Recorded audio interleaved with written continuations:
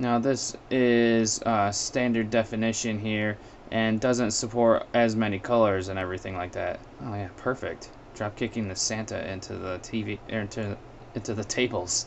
That's awesome. So something like this would be fine to, if you're just working on this video, it would be fine to work on it in like a smaller color space. So let's go back to the project settings so this all makes sense. Hopefully this is gonna make sense when I get done talking about it. So we've got our depth here.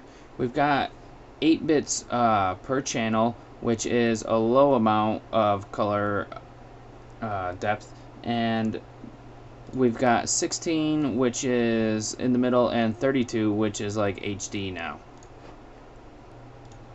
So pretty much you want to have the color settings set on 32 if you're working with HD footage or really like camera raw files or DPXs or red files, which is red is a camera that shoots very high quality HD footage, usually maybe like 2K resolution. So you would want to have the depth up high, and if you're just working on some SD, you would want to have it on 16. And really, I wouldn't really recommend having it on 8 bits per channel, really too much. So let's put this on 32, and you can have it on 32 if you want to be safe. That's fine too. Now we've got this working space here, and this is where it gets like really confusing. We've got all these different kinds of working spaces, and this is where it's like I don't really know what every single one of these mean, but I know which ones to use at certain times. So I'll go over that real quick. If you're using like a DV video, like when you use like a mini DV tape or something like that, which is usually in standard definition, you're gonna maybe want to use the SD TV NTSC, this one right here, or if you're working in PAL, you want to use SD TV PAL. So NTSC is usually in like the Americas, and PAL is in the European areas and stuff like that.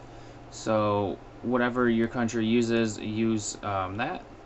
Not a lot of people use SD too much anymore, except for maybe like your local TV station where they don't care too much about quality and just mainly want to get out the video to save money. Now, if we want to work in high definition, you would want to pick something like the HD TV REC 709. I'm not even sure what REC 709 even stands for, but that's the one that you would want to pick. And for like something that's going to be displayed on a web page, you would want to pick sRGB and then all these numbers. So this one right here, sRGB IEC 61966-2.1, right? That's not easy. That stuff's not easy to remember, but just remember as the sRGB. That's the, and these will help define the color space. And pretty much you wanna pick which one you need for what you're intending your video to actually be on.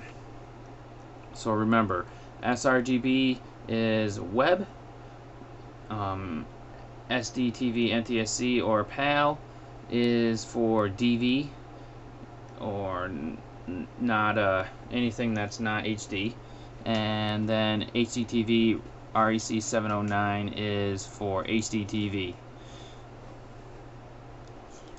Now, if you're working with something like DPXs that are really high in color, and you want to preserve all those colors, and maybe it's going to show up on like on a movie theater screen or something like that, then we want to pick something with like a lot of resolution in it. And and the best one usually to pick is this Pro Photo RGB, and that one's pretty high. And I just know that from reading about it on the internet. And I think in CS5 it was called Kodak Pro Photo RGB, but I'm pretty sure Kodak went out of business, so now it's just Pro Photo RGB. And that's basically what professional photo color range is going to be.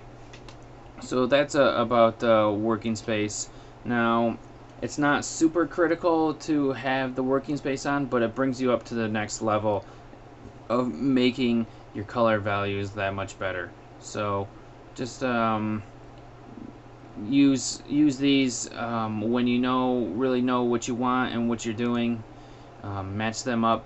If you're working with something that's got a lot of color in it, then you want to match up your working space and your depth to be something that has a lot of color accepted in its settings, pretty much. So that's a little. It's kind of hard to explain, but hopefully that made sense to you guys.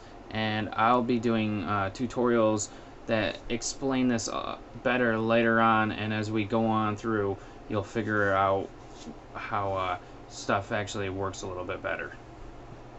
But this is the introduction to this and how to use the working space and depth in your color settings for your projects. So I'll leave it at that for now and try not to confuse you guys any much more. I hope you guys learned some things off this one. So keep watching for more tutorials about this kind of stuff, and I look forward to seeing you guys in the next tutorial, which is going to be awesome. See you guys later. Have a good one.